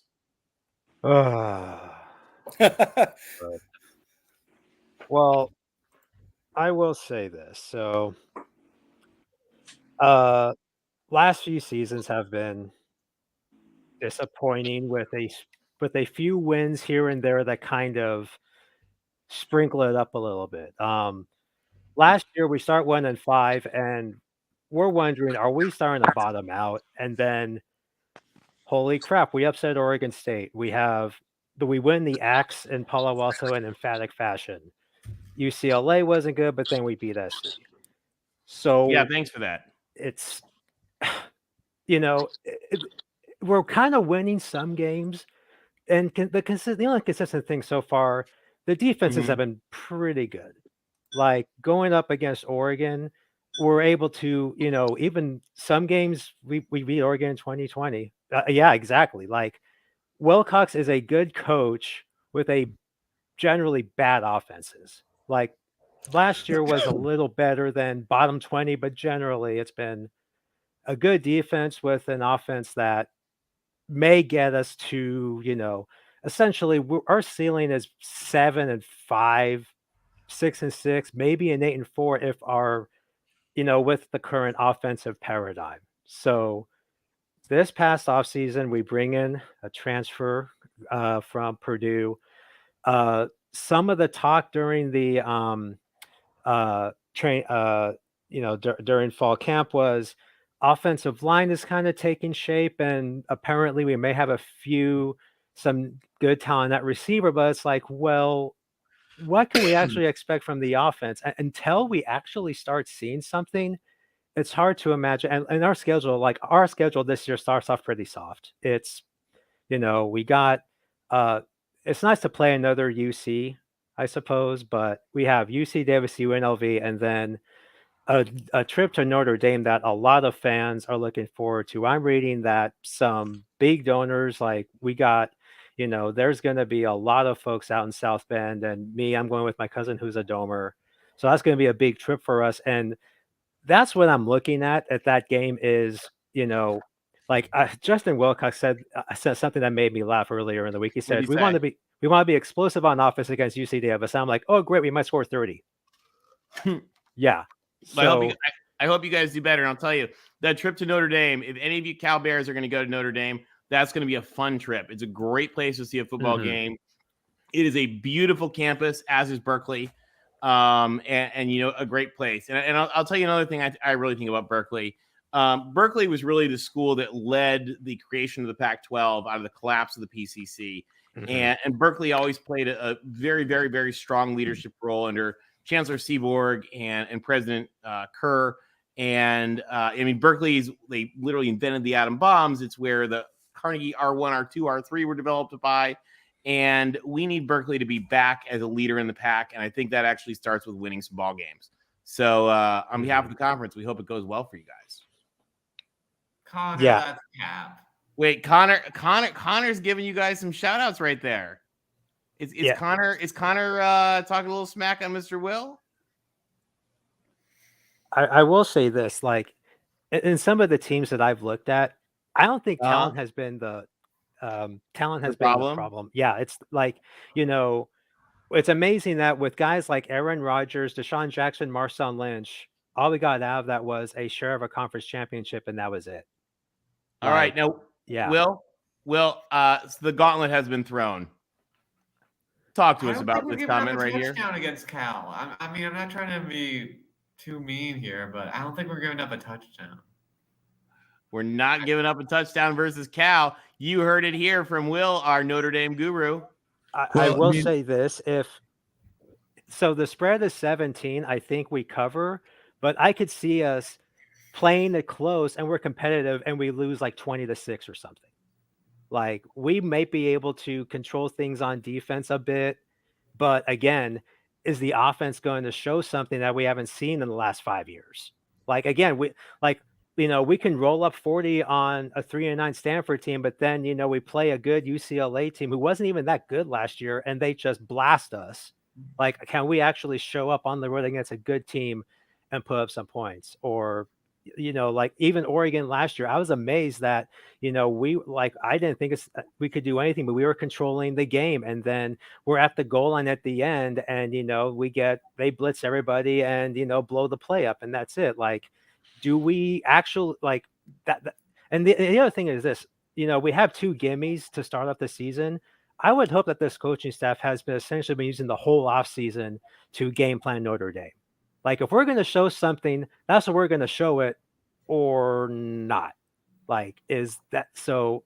And again, soft schedule, we can start off like 4-2 and, we could end up 6-6. I don't know. But on the other hand, if we have something on offense, we can be much better than that. The question is, when is that going to take shape? Other than that, we're going to find out in 3 weeks, essentially, because Wilcox is kind of on the edge of, if he had a few less wins than he has, then, it might not be looking like, something that goes forward. On the other hand, we gave him an extension because he was apparently in talks with Oregon after going 5-7.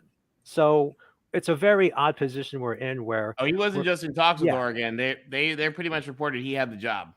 Yeah, which it's kind of mind blowing. That's kind of where college football is now, but is we're going to have a lot better idea of kind of where this is going with that game than from this first weekend. But it's at least we're still in the Pac-12 for as long as it exists. I personally don't think the Pac-12 has much of a life in the next coming years, but enjoy it while it lasts. We'll see. It's Yeah, if you look at it, hey, by the way, Alex, thank you for joining us. We really appreciate it. That's Cal's one of those teams that doesn't get talked about enough, and we're glad to have you. Yeah, thanks, guys. Thank you. Go ahead, Tim. Sorry. Oh, that's right. Go on. No, go ahead. I was just switching. I actually lost my train of thought, so go ahead. I'm reading the chat. All right. LBC reminds us Cal has some good wins, beat Ole Miss and Oxford, and we'll see. I mean, it would kind of shock the world if they could get to Notre Dame, but we'll see. Tony reminds us the Wilcox versus Oregon conversation will be a legend for many years. What really went down and what was said, that is a very, very good question. But Justin Wilcox he's a true son of Oregon, from a devout Oregon Ducks family. But he's coaching Cal. But that doesn't make him the first one to do that because, and I think he might even have some of the Oregon records, but probably the greatest halfback to ever play for Oregon was a guy named John McKay, who certainly did some nice things down in LA as the king of the Trojans. So John McKay still holds the record for the most average yards per rush. Yeah, it's pretty amazing. Mighty Beaver, the Bears are beating Stanford for a second year in a row. Okay, what's with Stanford always coming out with like good starts? Like they always have a great October and then just a terrible November and December. Like, are the trees just? Is there a strength and conditioning program just bad? Like, I don't get it. Like they looked so good at the beginning of the season against SC and the Ducks. I don't know what happened. Do you guys have any idea what's going on with their strength and conditioning in Palo Alto? Well, I know what happened against SC, which is that they were terrible. So I think does that pretty much sum it up, Tim? That sounds right to me. Yeah, but what I'm thinking of with Stanford again, it just seems like Stanford's not getting like they used to pride themselves on that what do they call it? Can't remember what it was so stupid, but it was like about academics, dominance, or whatever their phrase was. But they don't have that. I mean, in all fairness, they are the number one academic school in. Yeah, we're talking football though, Tony. I'm not talking about that crap. But my point is I'm saying that they used to be really dominant in the front seven, and they've really lost that. I think they've really lost their identity. And as much as people talk about the Andrew Lucks, and the Bryce Love, those kind of guys, where I always saw it was Jim Harbaugh brought that just toughness on both lines. And it just seems like I think Shaw is a great coach, but for some reason, they just haven't been they haven't been as dominant in the lines, and it's shown over, especially over the past couple of years.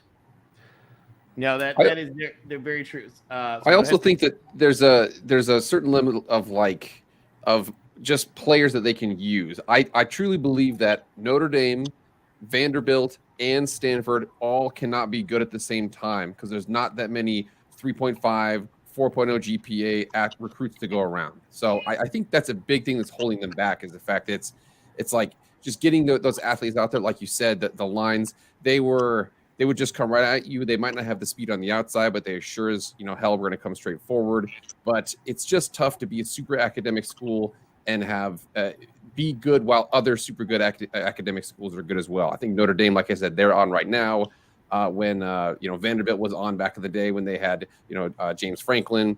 But I just think that you can't have that many good schools be good at the same time. And just to give some perspective on just what he's talking about right here, these are the top 10 academic schools in the Power Conference.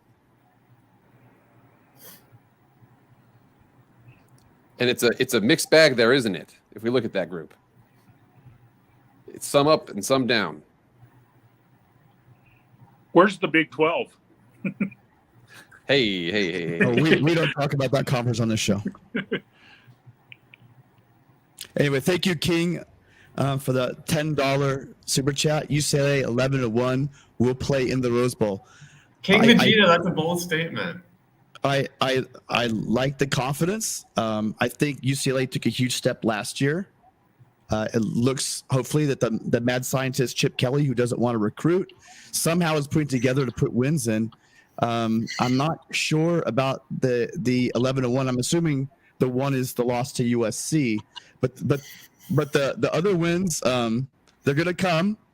I'm not exactly sure if you're gonna get that many though. What do you guys think? I think 8-4. Yeah. 8-4. 8-4 is incredibly disappointing given our schedule. Yeah, and I think I'm more optimistic than that. I'm thinking maybe 9-3. 9-3. Right? If we don't go 9-3, we're very bad.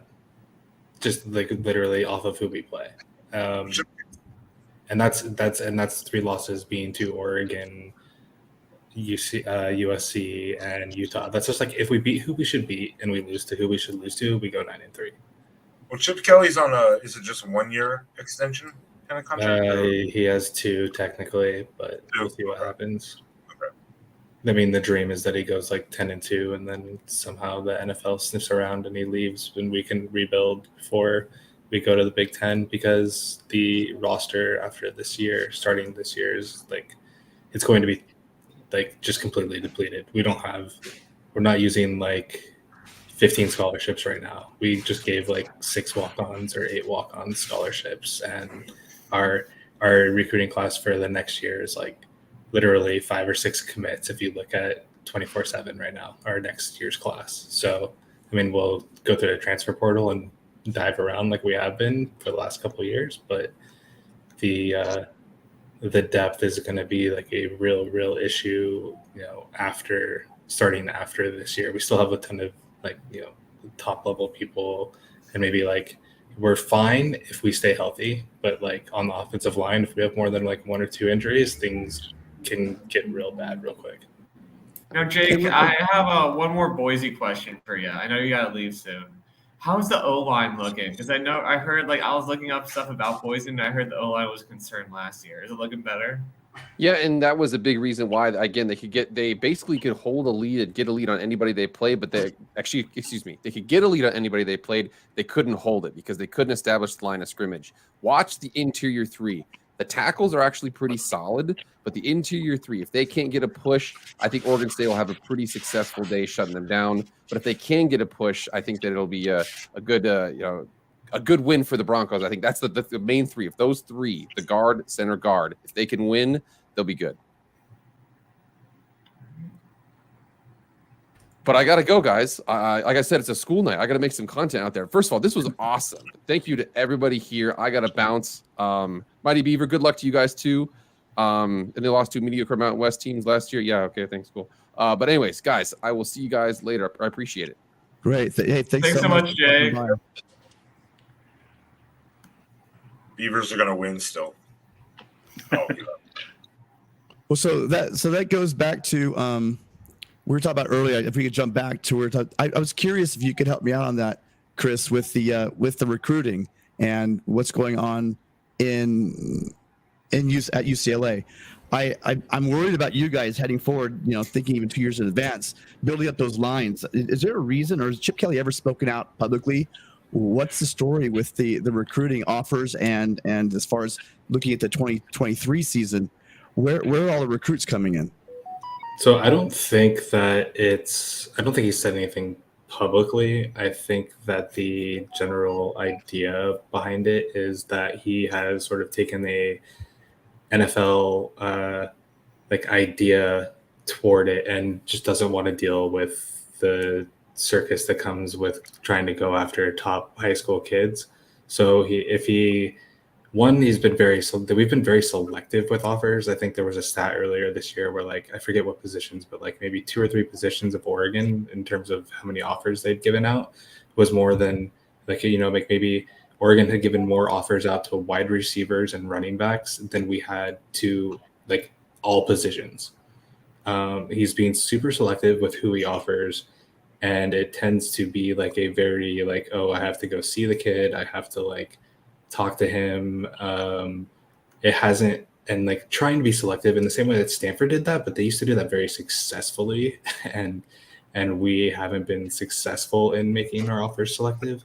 But I think the other part of it is that he thinks that, you know, if I do well enough on the field, then I can just go into the portal and pluck who I want out. So maybe I only need like 10 or 12 people in the class, and then I pull the other 10 or 12 from the transfer portal every year. The problem with that is that you can also lose 12 guys in the transfer portal, and then you wind up having a lot of empty roster spots.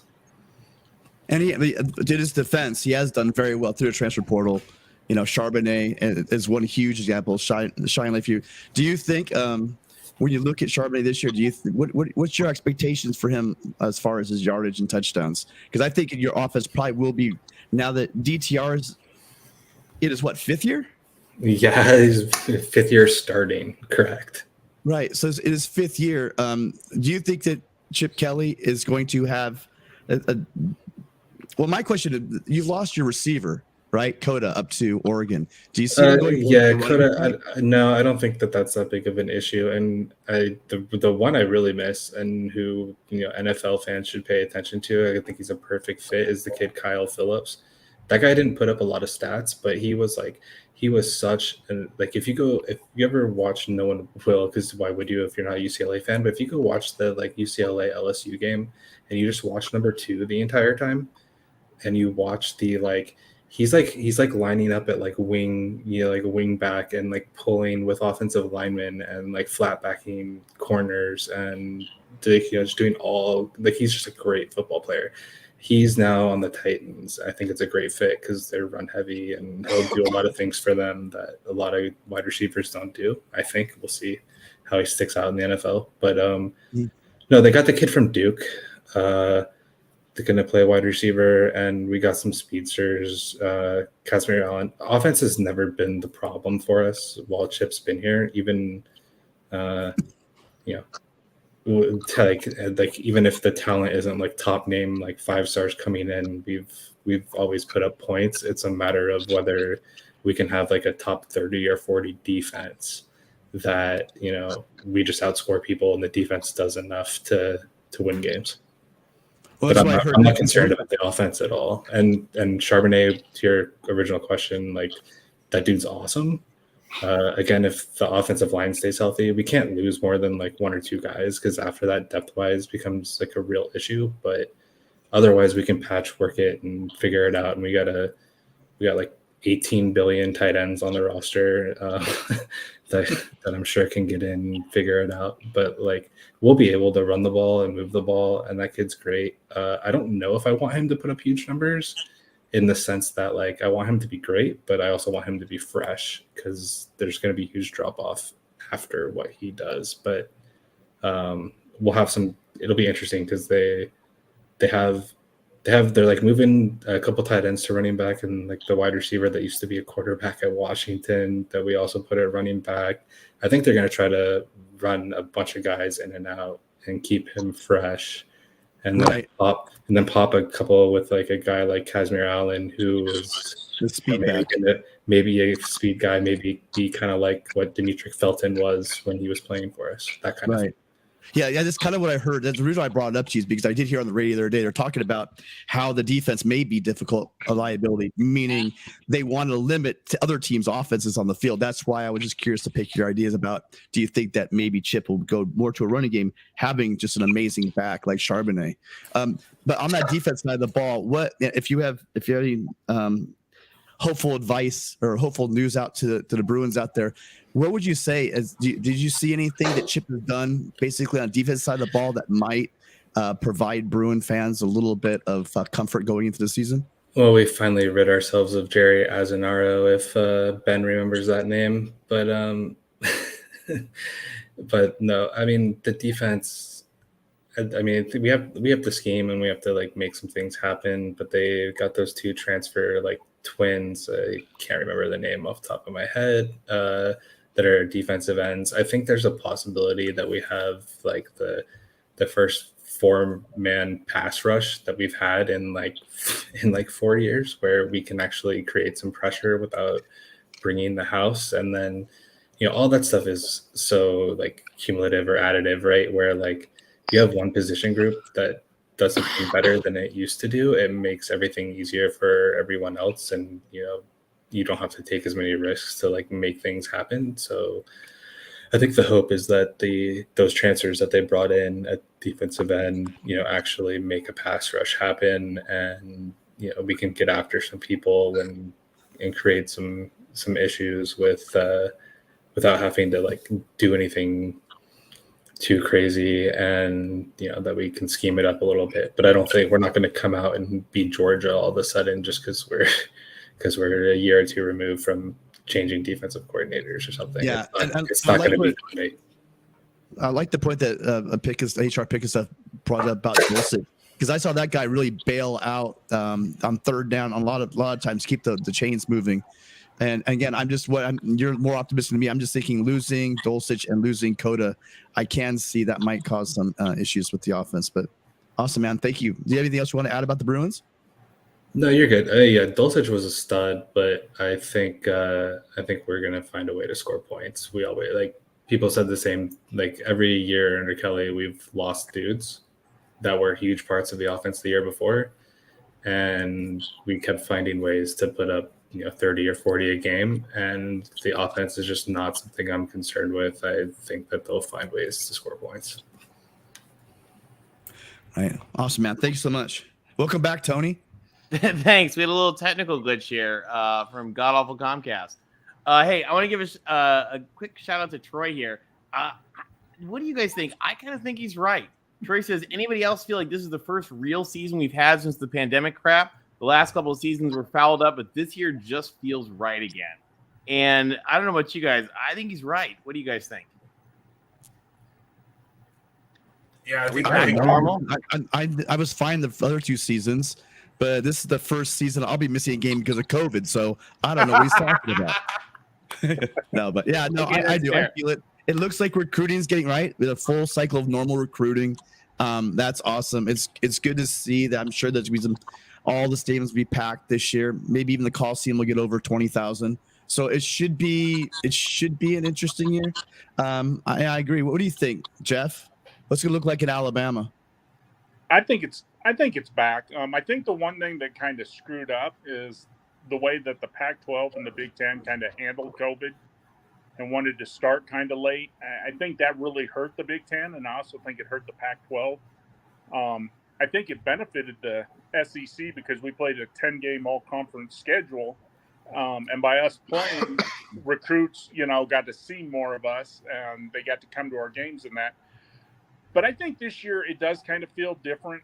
I think this year, I don't think that you have, like the last couple of years, you've seen only two teams that you thought would win the championship, where this year, I think it's open. I think you got teams like Utah who could make it. I think maybe Baylor makes it this year. So I think there's a lot more optimistic teams making the playoffs and actually making a run.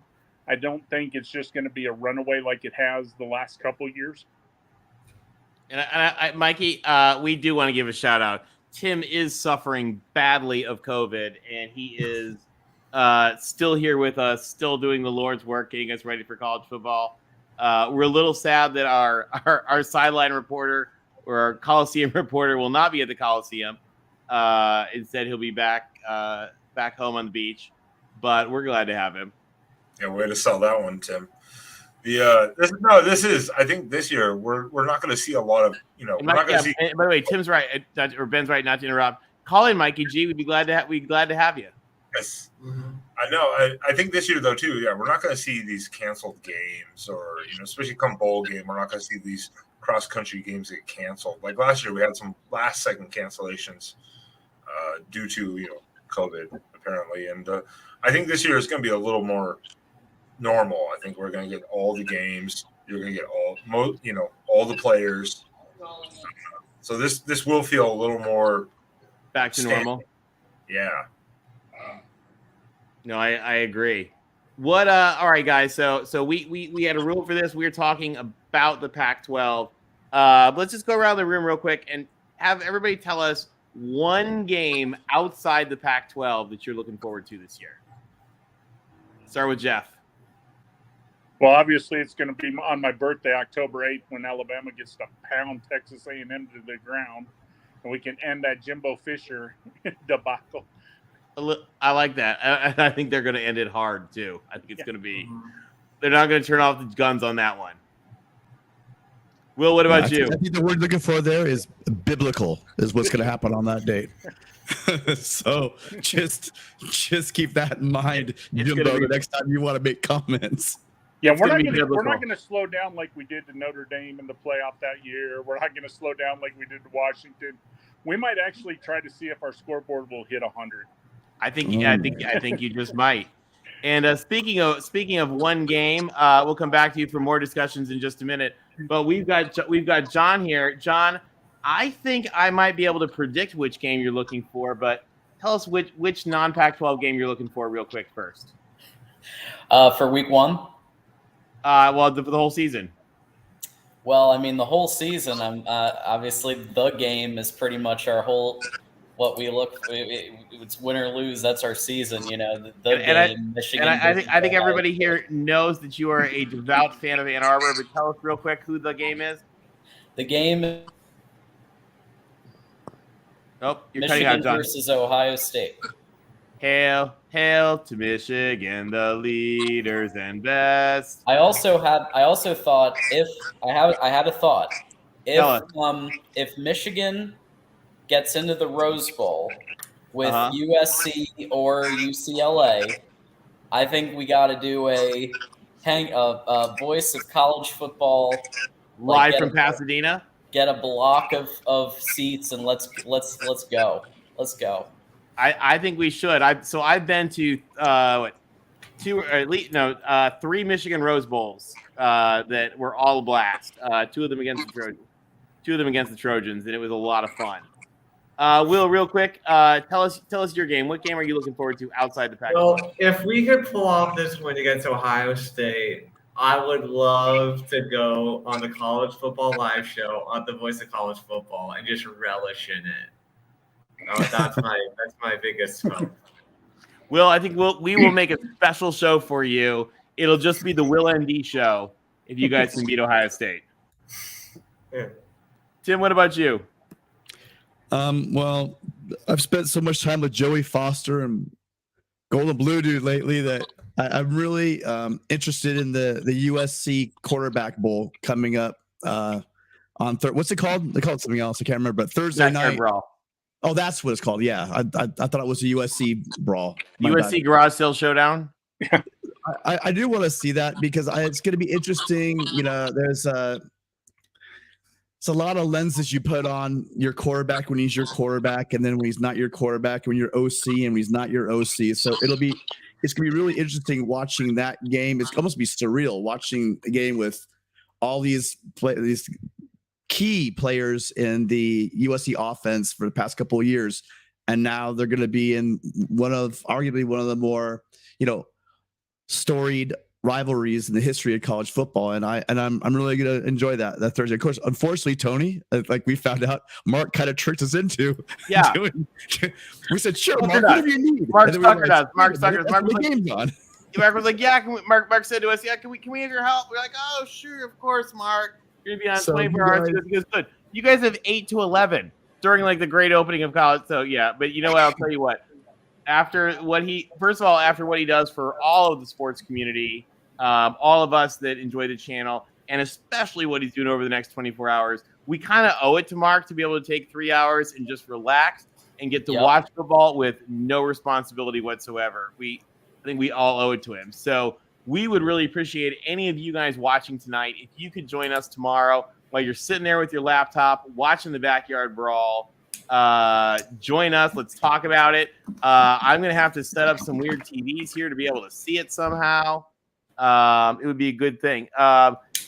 King Vegeta has a really good question, and I think, Counselor, that is a question you need to answer.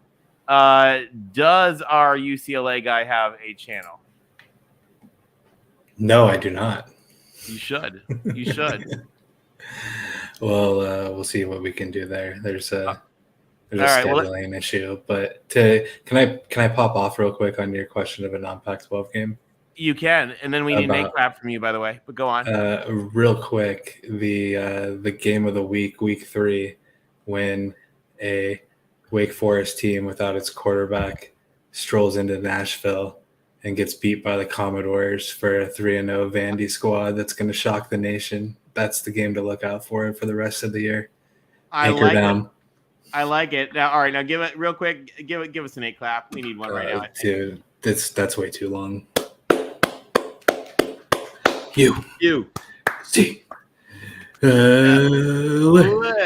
UCLA. Fight. I had to censor myself at the end because there's a different way that we say it. Yeah, well, we don't say it that way. We don't recognize it. Yeah, exactly.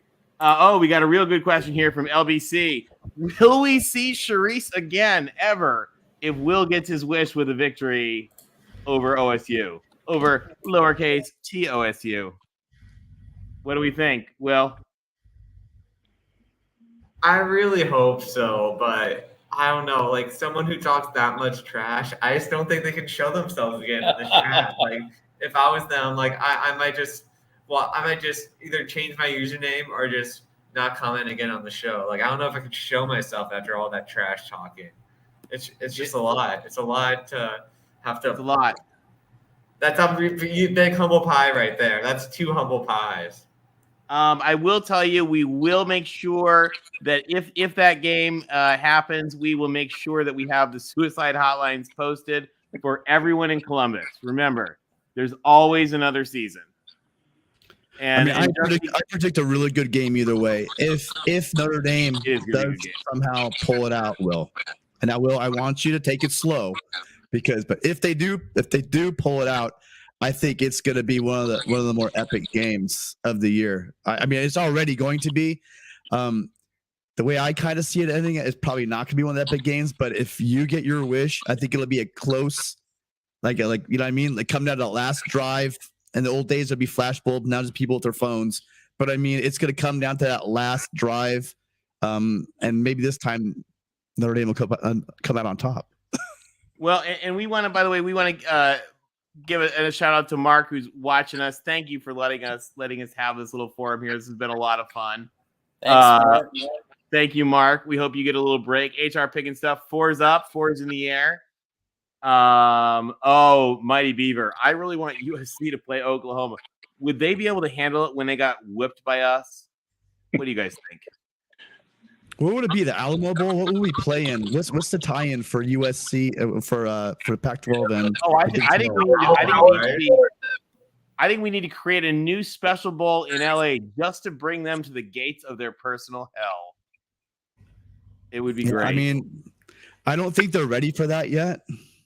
I just don't, because either way, I think they're going to burn their whole city down. If they win or they lose, they're going to lose their minds. So I don't think that Oklahoma is ready for that. But sorry, we're breaking the rule. We don't talk about that. That's right. We set off the alarms when we do that, so we don't want to do that.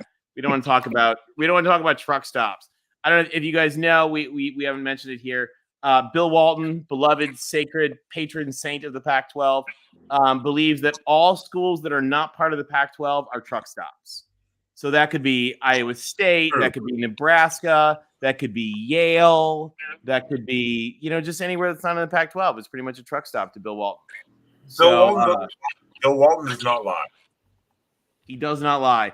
Hey, we want to also give a shout out. We got Traveling Fools here. You guys, TF is just one of the all-time great guys. He does Jeopardy trivia night on Saturdays. It's a lot of fun, and he goes live all the time. They do trivia questions. If you're really lucky, you can get there, and you might get to see me completely humiliate myself with a big fat 0. Well, and as great as trivia night is, and a lot of us are in there.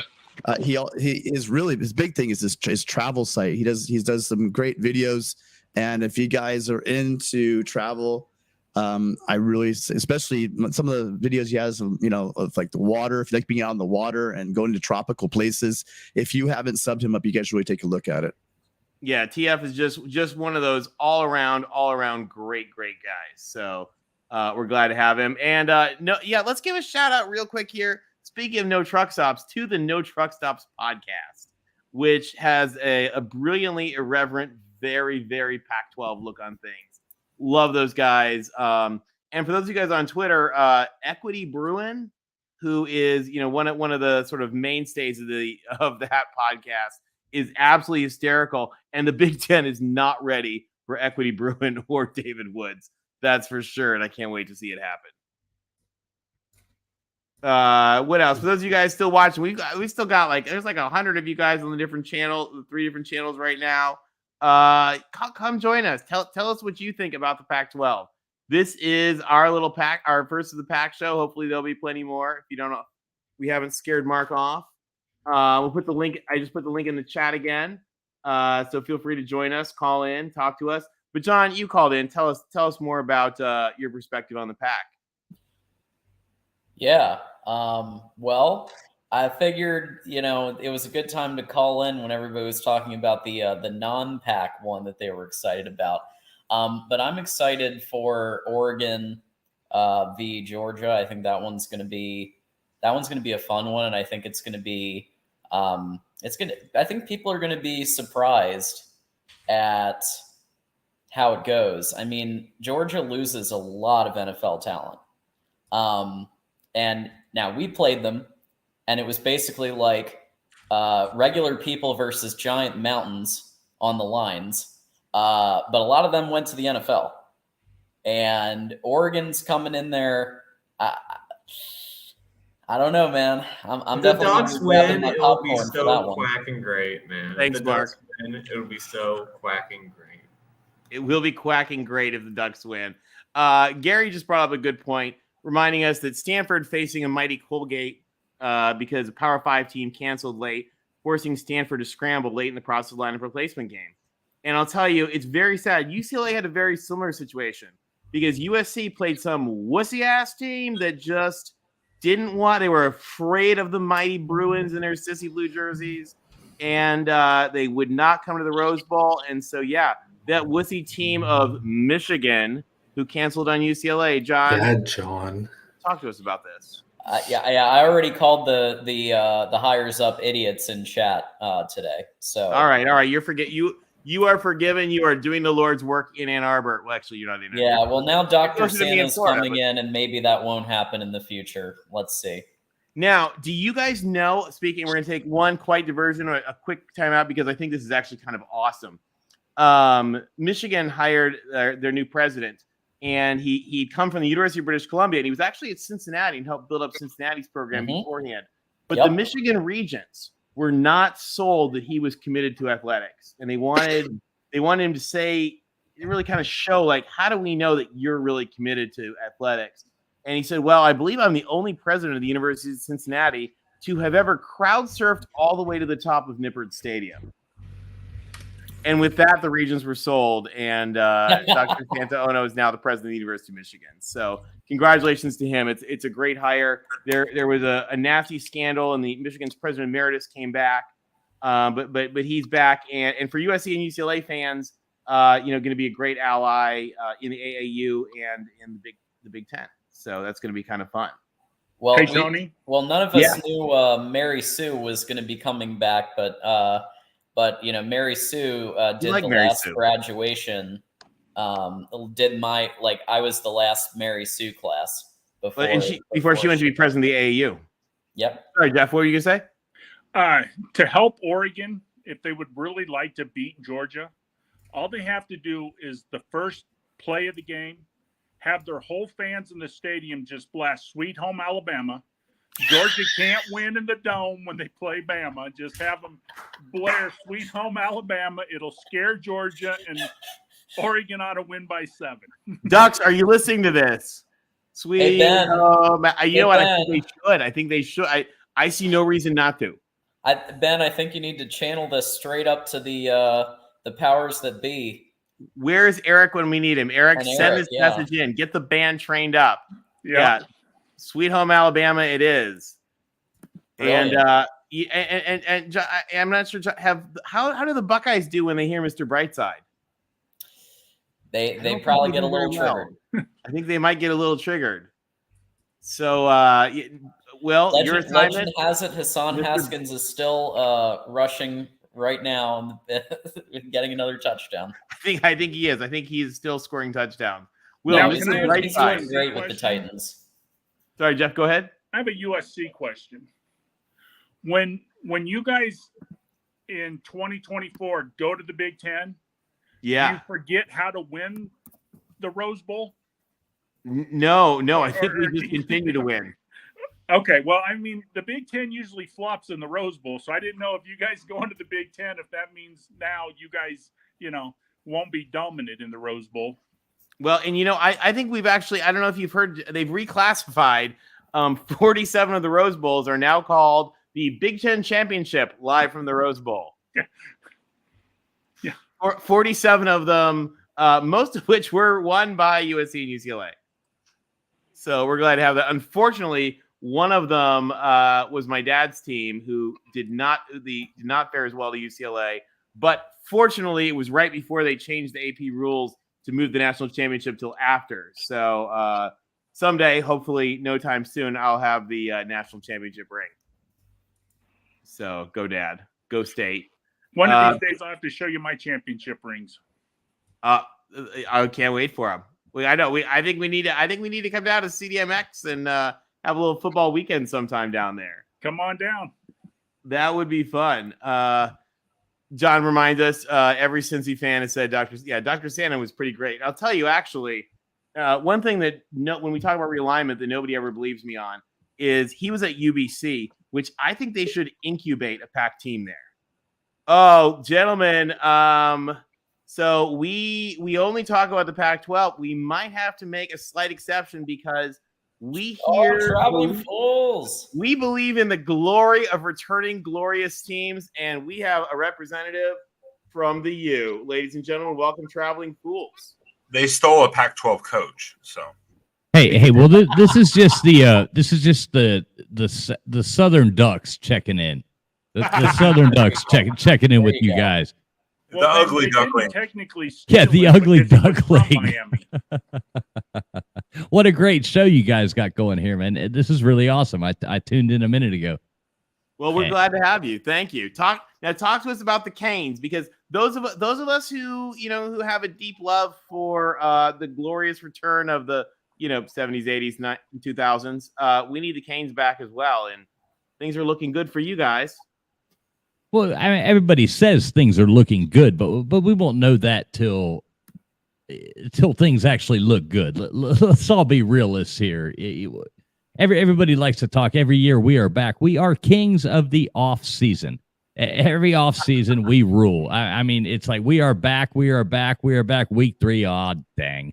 Here we go again. So let's just go on ahead and wait and see what happens when we actually win a football game or two, or throw for more than 10 yards. Let's see what happens.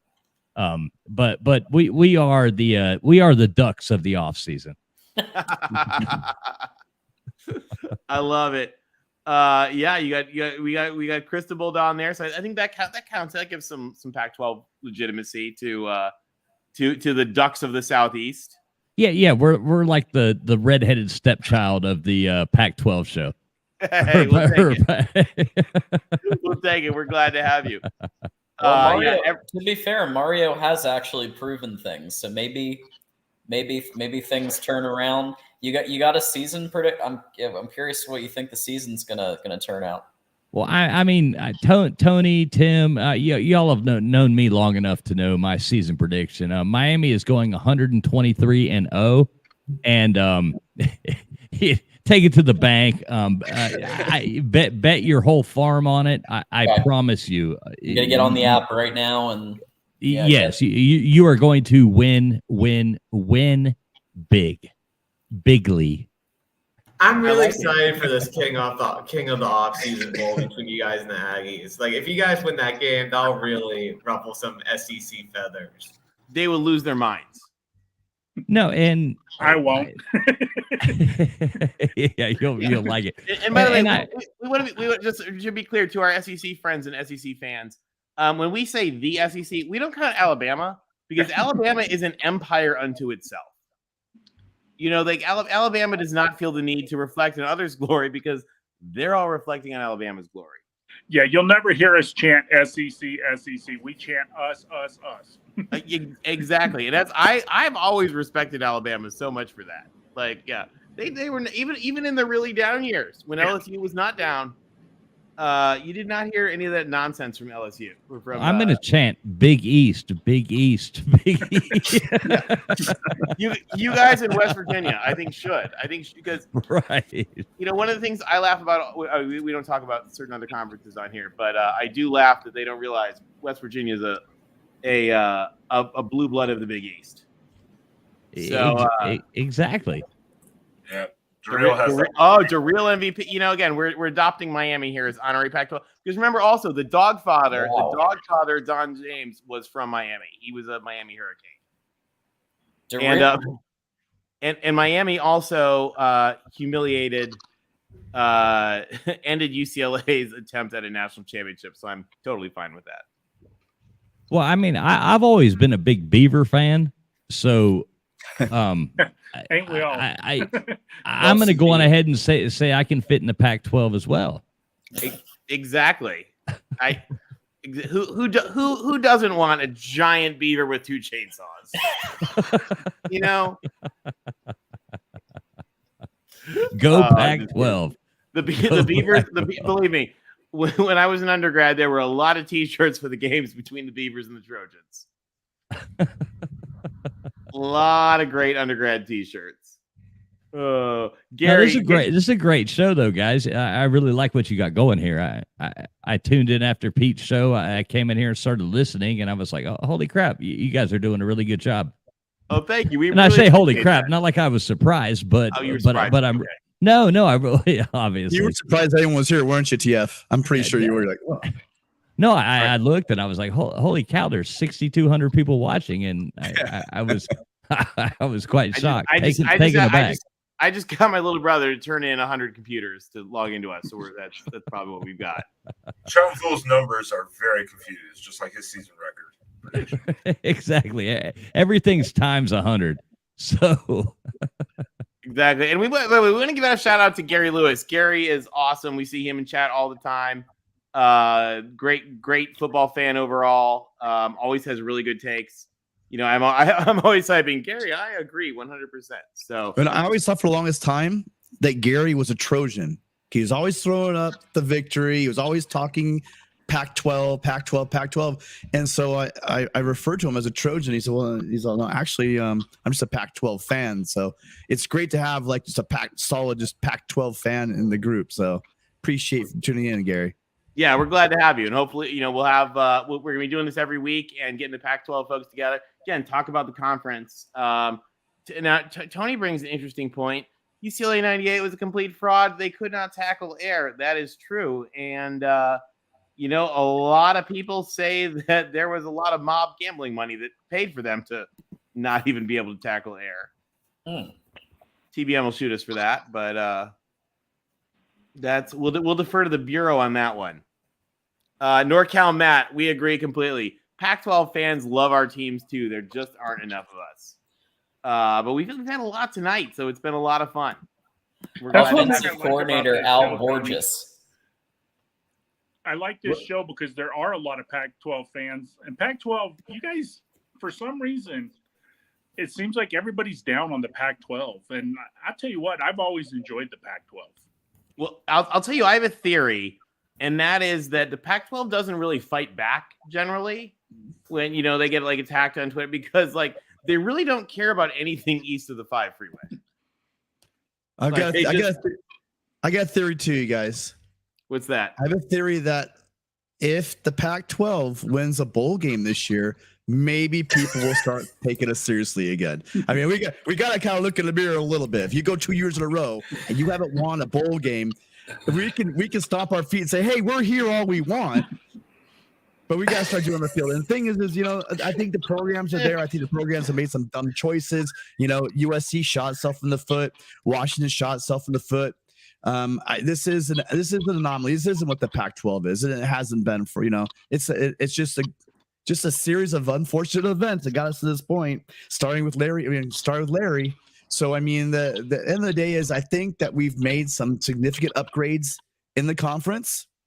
And hopefully that's going to pay some dividends on the field, and then we can start crowing. Just one bowl game. Just one bowl game. We'll just eat like one Wheat Eater bowl. I just want one bowl win. One Emerald. You know how we would all love that bowl game to be? Oklahoma versus USC. That would be a great bowl game. Oh, that would be one for the ages. No, I want to see USC versus Miami. That would be a great game. Yeah. Or Oregon. Oregon. I mean, Miami would be a good one. The Ducks showdown would be epic. The Ducks versus the Ducks. I mean, that would be like the epic showdown. Yeah, during March Madness, during March Madness, when USC was getting ready to play Miami, the best comment I read on that was, this USC Miami game is going to be the biggest showdown of great traditional powers who have no idea why everyone is walking inside and carrying an orange ball. John Fools, you better watch out for that. Remember, the Duck does like to beat up other mascots. So ask the Houston Cougar about that. Yeah, watch that duck. They have their own duck. Oh. Quack quack, Ben. Quack quack. All right, guys. Well, we are getting close here to 2 hours, so I think we should probably wrap this up. Why don't we do quick last words here for our first Pac-12 show? By the way, if you guys want to get a hold of us, a few of us, our Twitter links are in the description. But guys, as each thing goes, tell everybody how they can get a hold. Please, first of all, please hit the like button for Voice College Football. But guys, tell us how they can get a hold of you. Ben, why don't we start with you?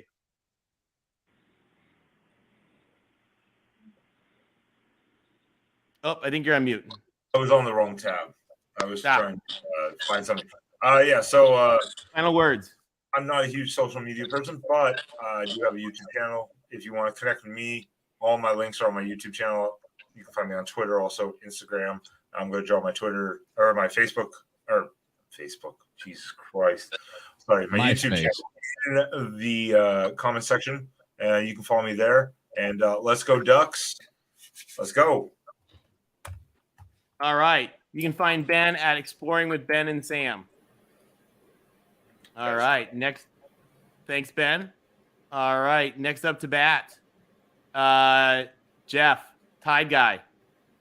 Hey, you can find me at Tide Guy. I'd like to give a shout out to Tony and Tim. I do believe this is going to be a great show. I'm really happy that you guys are doing this for the Pac-12. I've learned a lot talking to both of you guys. You're really great guys, and thank you for all you do, and roll Tide.